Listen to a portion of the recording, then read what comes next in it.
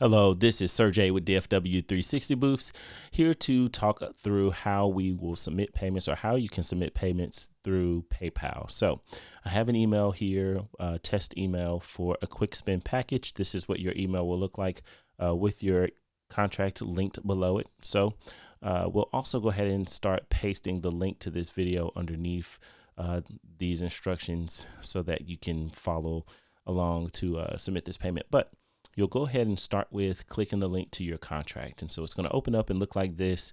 You will see the production couple at the very top. That is the holdings company that owns DFW 360 Booths, along with a few other brands. And so if you scroll down past that logo, you can look through all the terms of the contract. And this is just a dummy contract that I have set up here. But after you've looked through all the terms of the contract, you can just go through, look and see what your retainer is, look and make sure that all the itemized listings are what you want, and then you agree to all the terms and conditions here.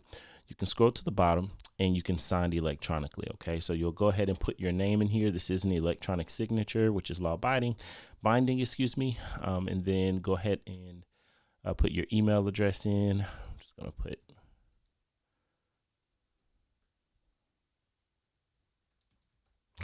and then a phone number for us, and agree to the terms here. Click to agree to the terms and hit submit. Once you hit submit, you should see a page like this. It says your document has now been signed. You will now be redirected to the payment page, and then this PayPal button is going to pop up for you. Okay. Your contract has been sent to us and notifying us in our CRM that it has been signed. However, the booking is not confirmed until we have a signature of the contract as well as a payment of the retainer. And so go ahead and click that PayPal button.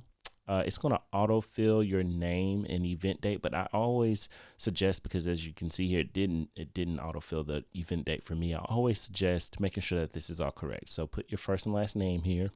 And then go ahead and give us the event date. So, gosh, I don't remember what the event date was on that contract, but this is very important. Let's go back to that contract here.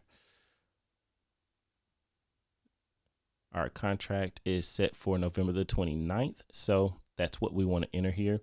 And the reason this is important is because once you submit this payment, it's going to try to automatically assign this payment to your profile. And so if this is on the wrong date, it's looking for that name associated with this date. If this name is associated with December the 5th, it's going to kind of ping us and let us know, hey, there's an error. You need to find the event that this money goes to. But this just kind of makes it a little more simpler on our end to apply the money you've paid to the profile that you've created. But yes, so you'll put that amount in here as well, the retainer amount. If you'd like to go ahead and pay in full, it is good to note that you can do that as well. Just go ahead and enter that payment amount and hit send payment. Now, this is not you actually sending payment. It just sends you through the gateway. And so the additional step is just paying with debit card or credit card. I would not suggest logging into PayPal. If you have a PayPal account or anything of the sort, I would avoid logging into PayPal, as it can be confusing, especially if you're someone who has several PayPal accounts or several entities that have PayPal accounts associated with an email address, especially like staff of a larger company, things like that. It just gets confusing. So I recommend just clicking on pay with debit card or credit card. And then it's going to ask you for an email address to check out as a guest. And so you'll just give that email address and continue to payment.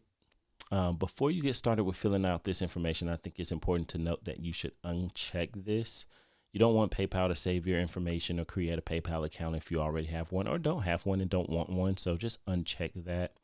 And now all it's asking for is your email address to confirm with us who it's coming from, a phone number, your card number, and your billing information. So once we have all of this filled out, you can just click pay now as guest. And once you've clicked that, it will give you a confirmation page showing that your payment has successfully been submitted. Or if your credit card declines, it will let you know that that card has declined payment for whatever reason. But once you have that confirmation of payment, we will also have it by then. This gateway is going to immediately notify us that that this person has paid this amount on this day via PayPal, and it will automatically associate it with your event. So that's how you submit your PayPal payments